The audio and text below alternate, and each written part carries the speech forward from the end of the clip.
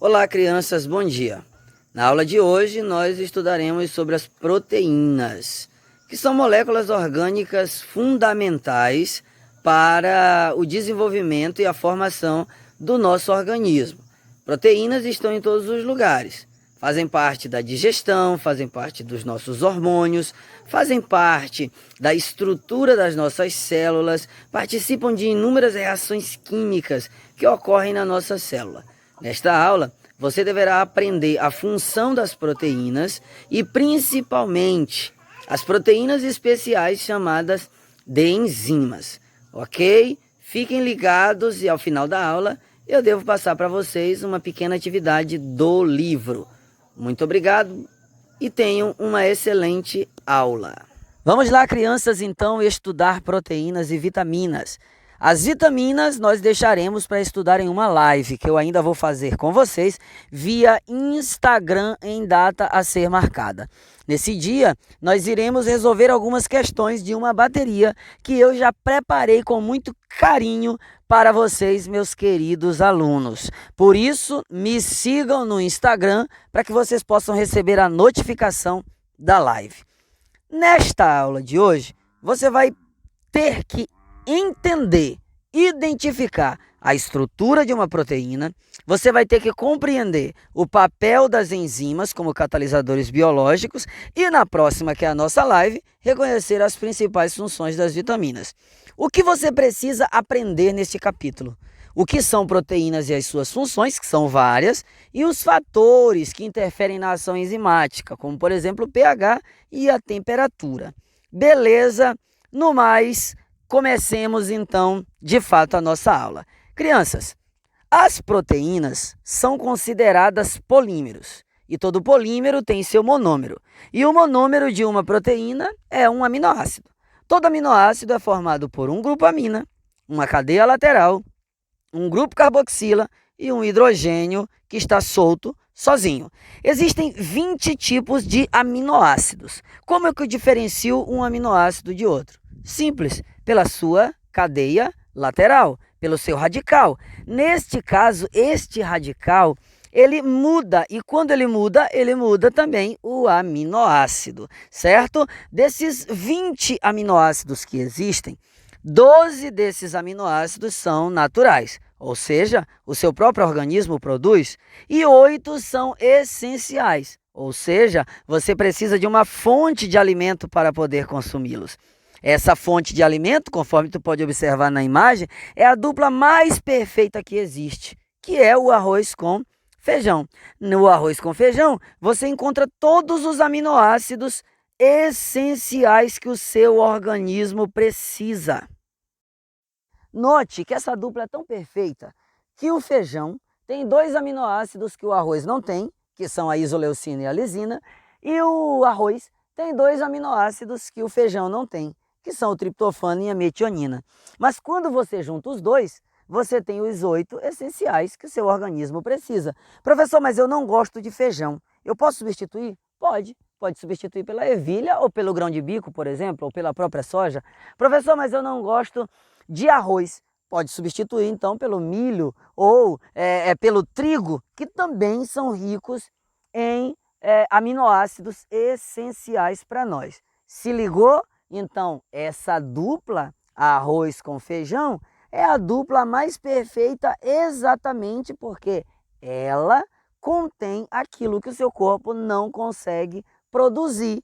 Apenas precisamos comer os dois ou derivados deles. Crianças, uma proteína, ela é um polímero, conforme eu já havia dito a vocês.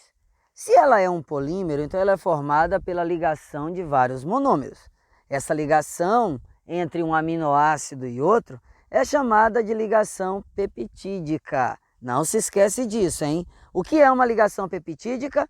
É a união entre o carbono de um grupo carboxila com o aminoácido, aliás, com o grupo amina de outro aminoácido. Isto é uma ligação peptídica. Note que no ato dessa ligação, ela vai ser chamada de reação de desidratação. Por que desidratação? Porque neste caso há a perda, a liberação de uma molécula de água após essa ligação. Então não se esquece, hein? A ligação entre um aminoácido e outro é chamada de ligação peptídica. Uma proteína, crianças, pode ter uma estrutura primária, secundária, terciária e quaternária. O que você precisa aprender dessas estruturas? Primeiro que você precisa aprender é que a estrutura quaternária, terciária e secundária são estruturas que são facilmente, dependendo da temperatura ou do pH, modificadas exatamente por causa da ação desses compostos. Entretanto, o que tu precisa se lembrar e saber também é que a estrutura primária ela jamais pode ser alterada por temperatura, pH ou qualquer outro tipo de substância química que você possa ser exposto. Na verdade, a estrutura primária só pode ser alterada se houver, nesse caso, uma alteração primeiramente no seu DNA. Aí sim vai alterar a conformação primária, caso contrário não altera. A imagem que tu estás vendo aí agora demonstra que 3 fatores podem diferenciar uma proteína de outra em estrutura primária, que são os tipos de aminoácido, o número de aminoácidos e a sequência de aminoácidos. Por exemplo, se eu tenho uma valina, metionina, lisina, se eu colocar essa lisina, que eu falei por último, no primeiro aminoácido, lá do lado do primeiro aminoácido, a proteína que eu irei formar já não é mais a mesma, porque eu alterei a ordem delas. A estrutura primária, conforme tu observa na imagem, ela é descrita, ela é fabricada, ela é organizada por causa de uma sequência de DNA. Às vezes, essa sequência ela pode ser alterada quando ocorre, por exemplo, uma mutação.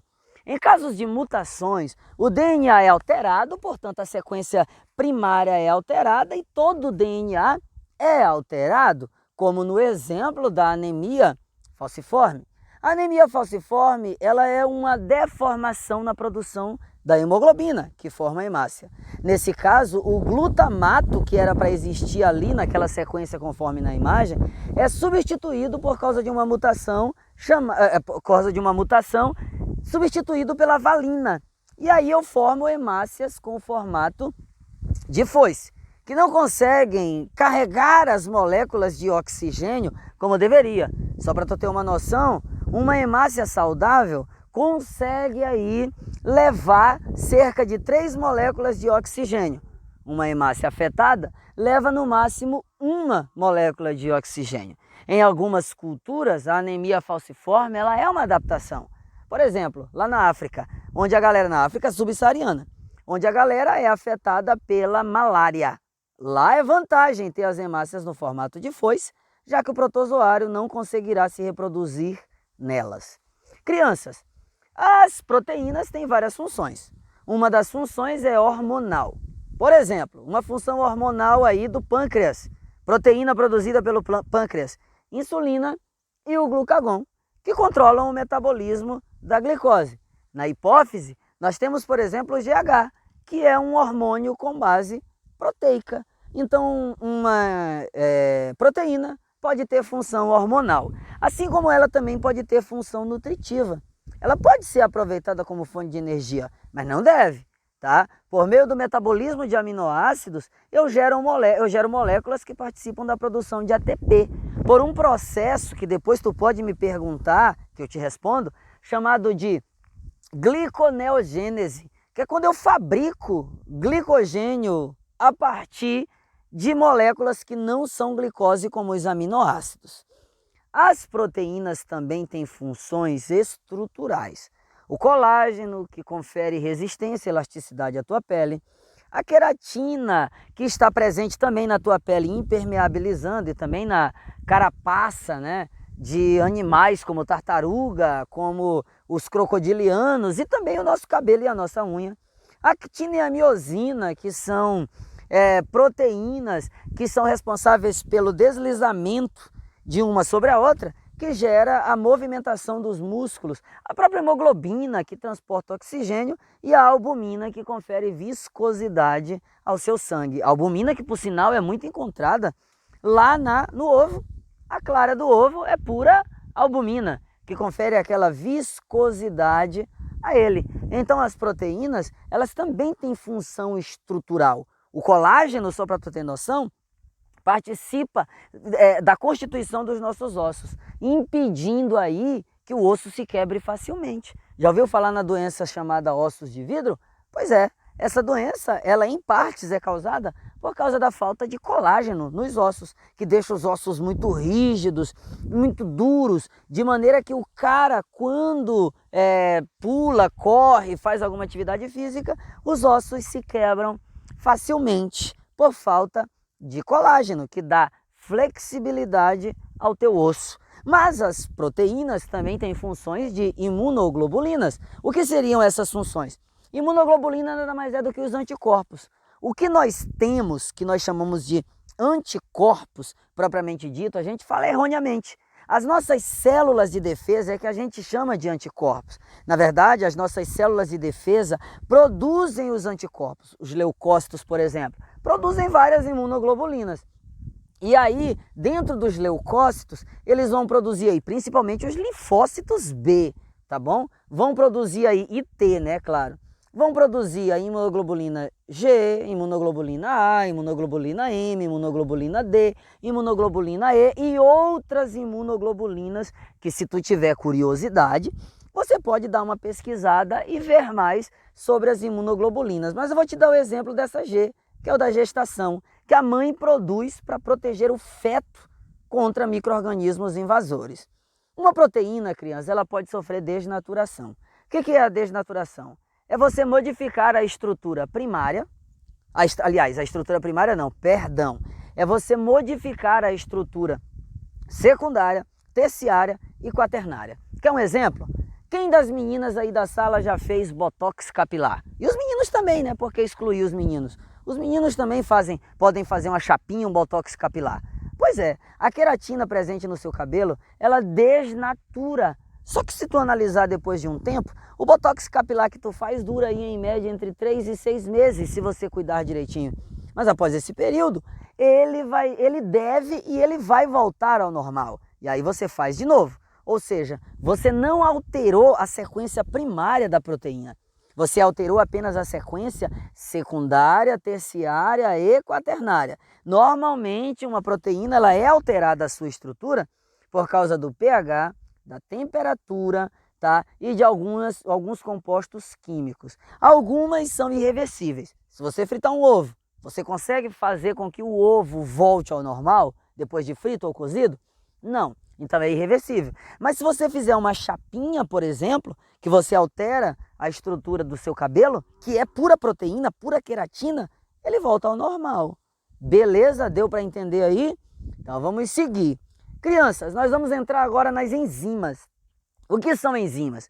Enzimas são consideradas os catalisadores biológicos do nosso organismo. Ou seja, elas aceleram as reações químicas que ocorrem no teu organismo. As enzimas, se não fossem elas no nosso organismo, as reações químicas seriam muito lentas, seriam muito pesarosas, muito devagar. Graças a elas, elas conseguem acelerar, quebrar as enzimas com mais facilidade, diminuindo a energia de ativação para que o alimento ou a estrutura seja quebrada. Só para tu ter uma noção, acompanha comigo aí no gráfico. Quando tu tem aí reagente sem a presença de enzima, a quantidade de energia que tu gasta é muito grande. Mas quando a enzima entra em ação, a quantidade de energia gasta é menor. Lembrando que essa energia pode ser o calor, por exemplo, do seu corpo. As enzimas do seu organismo funcionam muito bem a uma temperatura aproximada de 37 a 38 graus. Claro que elas têm um pH ótimo e tudo mais que a gente vai falar já já. Agora olha para cá. O que essa imagem representa? Essa imagem representa que para cada substrato existe uma enzima. Por exemplo, eu não posso quebrar a sacarose com a amilase salivar, porque a sacarose é para quebrar a sacarase, perdão. A sacarase é para quebrar a sacarose. A amilase salivar é para quebrar o amido. Então eu não posso usar uma enzima em outro substrato. Conseguiu compreender? Até muito tempo atrás, acreditava-se que o encaixe entre uma enzima e o seu substrato era perfeito, com uma chave e uma fechadura. Só que depois descobriu-se que, na verdade, o complexo não é chave, fechadura. Na verdade, a enzima ela consegue modificar a sua estrutura, vamos dizer assim, morfológica, para se acoplar, nesse caso, ao determinado substrato. Acreditava-se que o encaixe era perfeito, porém essa especificidade hoje ela é explicada pelo modelo de encaixe induzido. Vou repetir, não é mais chave e fechadura, agora é encaixe induzido, onde a conformidade da enzima é alterada de acordo com o substrato, ou seja, a enzima se adapta ao seu substrato. Crianças, a concentração do substrato, ela pode influenciar na velocidade de uma reação? Não necessariamente.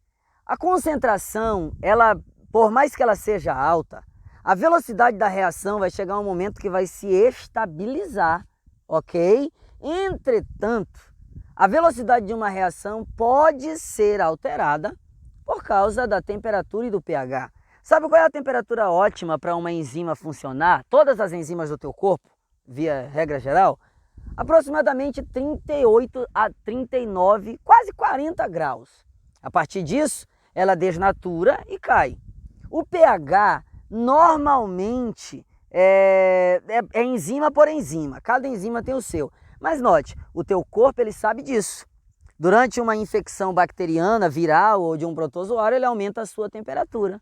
Aí você vai lá e toma um remédio para diminuir a temperatura. Seu corpo, então, vai fazer com que você diminua a temperatura, a ação enzimática diminui, portanto, o vírus vai continuar no seu organismo. Olha o pH aí da enzima estomacal. É 2. Que enzima é essa? Pepsina. Olha o pH aí da enzima digestiva intestinal. Isso é pode ser a amilase salivar também, né? Que tem o pH 8. Mas essa daí é a tripsina, que também tem o pH de 8. Então, cada enzima tem um pH ótimo para o seu funcionamento. Beleza? Esse pH, ele vai alterar. A amilase salivar, o pH dela é 7. Ela age, ó, no máximo, no pH 7. Porém, em outro pH, ela desnatura e se destrói. Criança, isso aqui é só a nível de curiosidade mesmo para ti. Não que eu acho que vai cair no vestibular, mas bora lá. Uma enzima, ela pode ser chamada de holoenzima. O que é uma holoenzima? É uma enzima conjugada, que tem uma parte proteica e uma parte não proteica. Lembra quando nós estávamos estudando os minerais, que eu estava lá falando cofator, como os minerais B12 e tudo mais, cofator de numerosas enzimas? É isso daí. Nesse caso, quando for aí uma vitamina, eu vou chamar de coenzima. Quando a vitamina só vai funcionar com um mineral, eu vou dizer que ela é um cofator de numerosas enzimas naquele ponto. Deu para entender? Vou repetir. Quando a parte não proteica é um mineral, está dizendo que a enzima se liga a esse mineral e ela só vai funcionar se ela estiver ligada a esse mineral. Caso contrário, ela não funciona. A mesma coisa acontece com algumas vitaminas. A vitamina A, por exemplo, é coenzima na fabricação de uma substância que forma a visão, que é a rodopsina, que vai formar os cones e os bastonetes, que vai impedir que você tenha problemas na visão. Então, a holoenzima ela é formada por uma parte proteica, que é chamada de apoenzima, e uma parte não proteica, que pode ser um mineral ou uma coenzima. Crianças, obrigado pela companhia de vocês. Aguardem a nossa live para vocês também tirarem dúvidas sobre este conteúdo de proteínas e também na nossa live de vitaminas. Um abraço a todos, fiquem com Deus e não saia de casa.